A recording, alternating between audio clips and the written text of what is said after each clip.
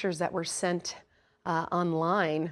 Extreme wind event there. And Sean, you were saying that they could have had like a microburst. So, okay. the thunderstorm warned for quarter-size hail, 60-mile-per-hour wind gusts. But when you get a microburst, it could be a concentrated area that sends that stronger wind down to the surface, so it could possibly had even stronger winds. So we'll have to see later today if any reports come out. But we had a handful of severe wind reports yesterday evening and night. We did have a local weather station in David City that did report an 82-mile-per-hour wind gust. Nickerson in Dodge County, 63. Pacific Junction, 65-mile-per-hour gust. Walnut, Iowa, 60 miles per hour. Plattsmouth, just sub-severe with 56, but some areas right around there with some of those storms that produced around 60-mile-per-hour wind gusts. So I also had a few hail reports as well throughout the evening, but in the Omaha area, we missed out on the severe activity, but saw steady rainfall through a good chunk of the night. Now settling down, a passing shower here on Super Doppler 7, just moved through Omaha,